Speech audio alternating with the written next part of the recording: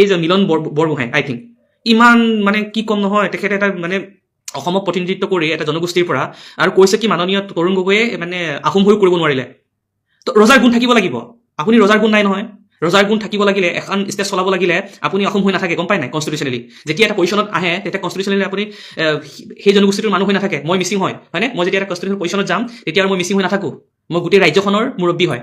চ' তেখেতে সেই ডিচিশ্যনটো কিয় লোৱা নাছিলে গম পাই নাই?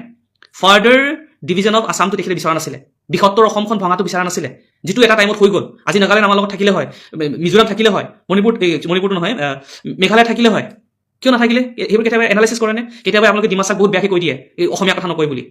তাহাঁতৰ কালচাৰটো আপুনি জানে নাই? কাৰ্বিয়ে নকয় বুলি আপোনালোকে কৈ দিয়ে। আমিতো মিচিং হৈ ধুনীয়াকৈ আছামিজ কৈ আছোঁ, এইটোতো আমি একো হেৰি কৰা নাই নহয়, ভাল পাওঁ আমি কৈ আছোঁ। এতিয়াতো আকৌ উল্টাকৈ ভাবিব লাগিব নেকি অকল মিচিঙে ক'ম বুলি?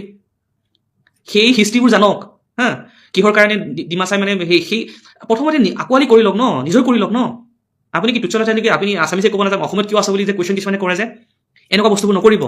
নাজানে যদি লাহেকৈ থাকিব, এনি কমেণ্ট পাছ নকৰিব। মানুহৰ মাজত এটা বিদ্বেষী মাপ আনিব দিব নালাগে, আৰু এনেকৈ অসমখন টুকুৰা টুকুৰি কৰিব নালাগে।